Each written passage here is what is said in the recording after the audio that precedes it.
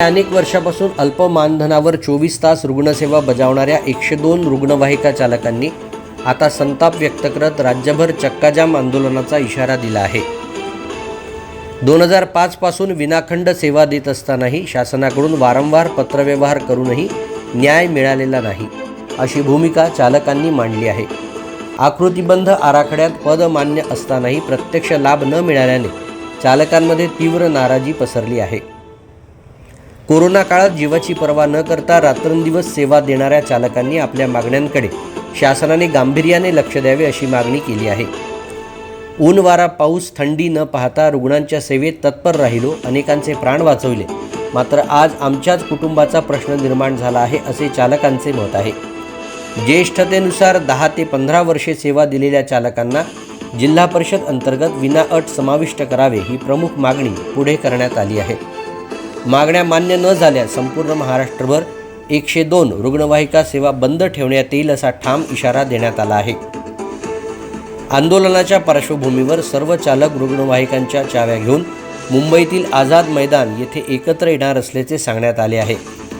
या दरम्यान रुग्णवाहिका सेवा बंद राहिल्यास उद्भवणाऱ्या अनर्थास शासन जबाबदार राहील असा इशाराही देण्यात आला आहे। मी रुग्णवाहिका वाहन चालक सामान्य रुग्णालय चंद्रपूर जिल्ह्यातील सर्व रुग्णवाहिका वाहन चालकांनी 23/2/2026 रोजी मुंबई येथे आंदोलनात सहभागी होण्याचे ठरविले होते। आंदोलनामध्ये काही वाहन चालक गेलेले असता आम्ही चंद्रपूर जिल्ह्यातील काही वाहन चालक चंद्रपूर जिल्ह्यात पत्रकार भवन येथे 24/2/2026 रोजी हजर होऊन आमची पत्रकार परिषद घेत आहोत। आमच्या प्रमुख मागण्या: आमच्या रुग्णवाहिका वाहन चालकांनी 24 तास कोरोना काळामध्ये सेवा देऊन सुद्धा आम्हाला कुठल्या सुविधा मिळालेली नाही।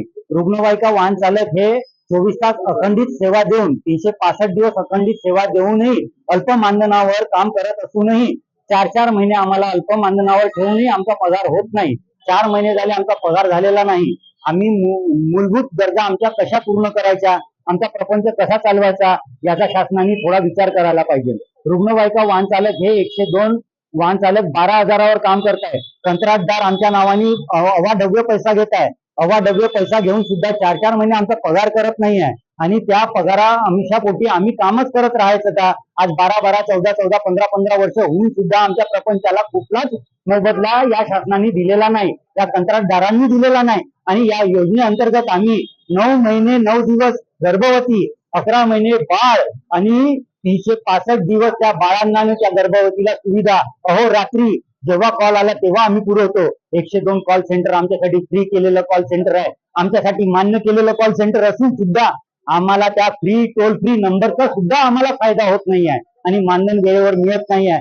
शासनाकडे आमची फक्त एवढीच विनंती आहे, तुम्हाला आम्हाला समायोजन जर नसेल करायचं नका करू, पण किमान काम किमान वेतन या मार्गदर्शनाखाली आमची 10, 12, 15 वर्षापासून कार्यरत असलेल्या वाहन चालकांना अंमलबजावणी करण्यात आली पाहिजे।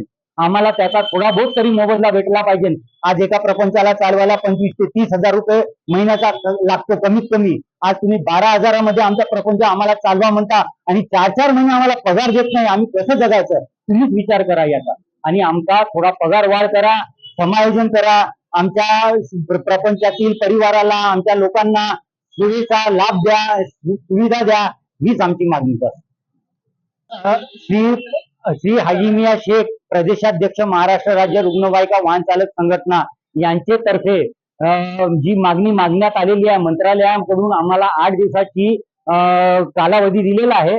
जर 8 दिवसात आमच्या मागण्या पूर्ण नाही झाल्या तर आम्ही तीव्र आंदोलन छेडू, याचा आम्हाला प्रदेशाध्यक्षांनी सांगितलेलं आहे की जर आपल्या मागण्या जर नाही पूर्ण झाल्या तर आपण तीव्र आंदोलन करण्याची तयारी ठेवा।